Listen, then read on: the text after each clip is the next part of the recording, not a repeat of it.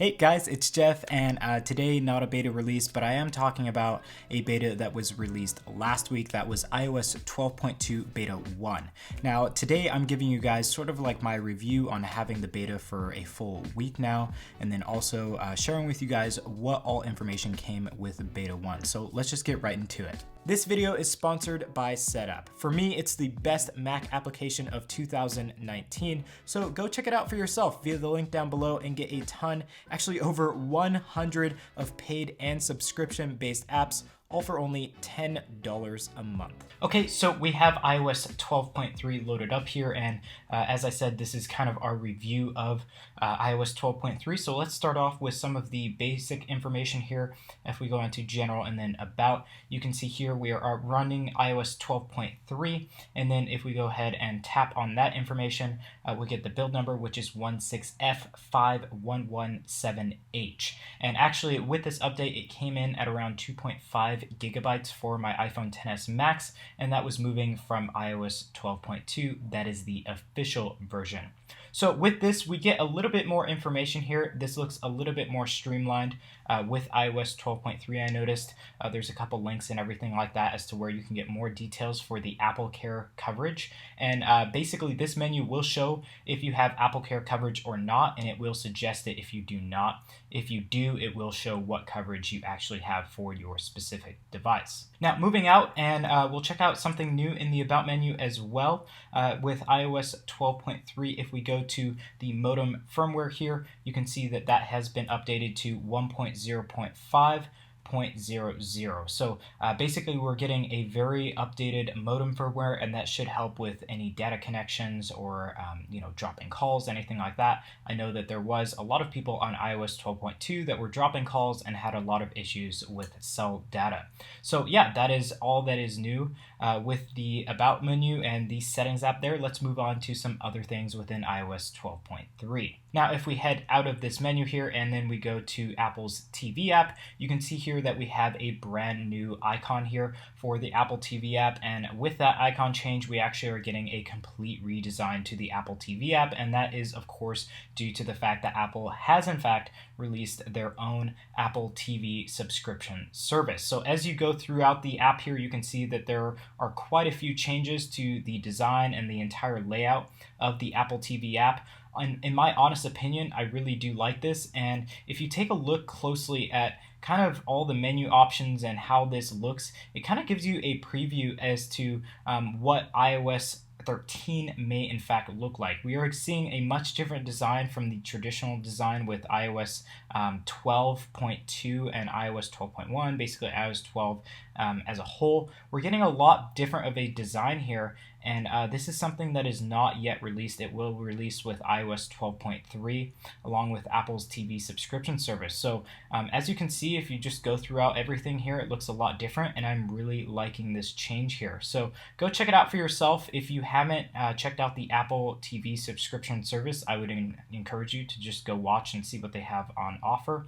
And yeah, that will be coming extremely soon here. So yeah, we got that update for the Apple TV app, and with that update in the Settings app, we have a few different changes here. So if we go and find the Apple TV app, it is up here.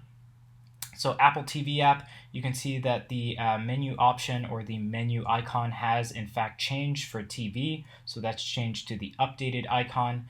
And then if you go into the menu here, we have a lot different options here. Use play history has changed. That is something new. Show sports scores, that is something new. And then just this entire layout just looks a little bit different here. You also have access to iTunes videos, so you can kind of control settings for that as well. Now, besides these changes, these very small changes, obviously a major change for Apple TV, but as far as the modem firmware and all that, all the small changes, nothing much has actually changed with iOS 12.3. We're not seeing a lot of new features within Beta 1 here, so really we are kind of expecting to see this update be the most secure one. Not really anything going on major here with this update, simply because we are kind of looking forward to all the new features coming in iOS 13. But we did see a slight performance boost within iOS 12.3 beta 1. We'll go ahead and look at the benchmarks here. You can see with iOS 12.2, that is the official version, we scored a 4805 for single core and a multi-core score of 10,867. If we go into the iOS 12.3 beta 1 results, we had a single core score of 4826 and multi-core at 10,828. So we are getting a slightly dampened performance there, but honestly it's within the margin of error, so you probably won't notice anything on the CPU side. Now, if we go into the GPU side, we have a 21,604 for iOS 12.2, the official version, and for beta 1 of iOS 12.3, 21,802. So just about a 200-point increase there, and honestly, I can't really notice it within the performance of iOS 12.3. Honestly, in my personal experience, kind of loading and closing apps has been extremely laggy, extremely buggy, and I think that has a lot to do with just app developers not updating their apps accordingly, and obviously they haven't had that great of a chance because we're getting on beta 1 here, so I'm not really faulting the app developers here, but there is quite a few apps here that don't in fact work with iOS 12.3, so obviously the architecture has changed enough to require some major updates via the developers. So yeah, guys, as far as speed goes, performance is okay. I'd say that app developers definitely need to get on updating their apps to kind of retrofit them for iOS 12.3. But so far, performance is okay. And then as far as battery life, we can kind of go into the battery life section here. Battery life is okay. I really do think that it could be better.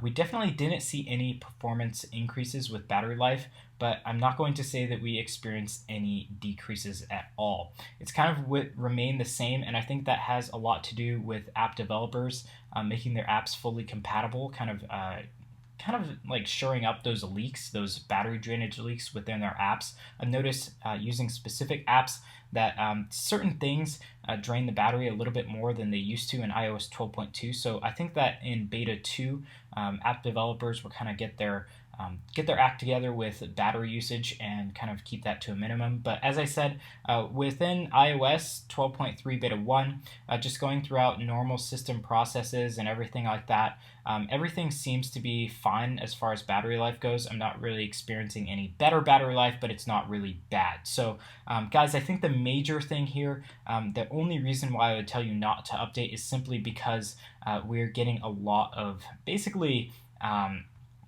crashes within apps and everything like that. So if your apps that you use on a daily basis are something that you need to use every day, make sure to not update. Make sure to update only when those apps are kind of 100% working. And if you have any questions about certain apps, head over to our Discord server. I'll have that link down below, and you can go ahead and check that out and ask people if those apps are working. Okay, so that was iOS 12.2 beta 1.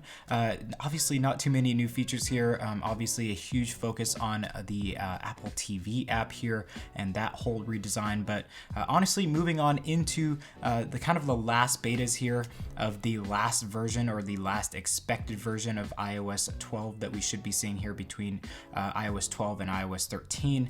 I'm not really hoping for any new features. I hope that all of the kind of revolutionary new features come with iOS 13, but we may be seeing a few more sprinkled in new features with iOS 12.3. So if you want to stay up to date on those and any other news with iOS, make sure to get subscribed and also hit the bell button to get updates as soon as that content is released. Also, check out our Discord server. You can kind of talk over the betas if you have bugs, new features that you noticed, or anything like that. Make sure to check out our Discord server. There's a lot of people over there that love to talk about that. Also, make sure to comment down below what you expect from iOS 12.3 betas, and also what you were looking forward to the most with iOS 13. So guys, thank you again for watching this video. I hope to see you in some upcoming content, but until then, I hope you all have an awesome day. Peace. This video is sponsored by Setup. For me, it's the best Mac application of 2019, so go check it out for yourself via the link down below and get a ton, actually over 100 of paid and subscription-based apps, all for only $10 a month.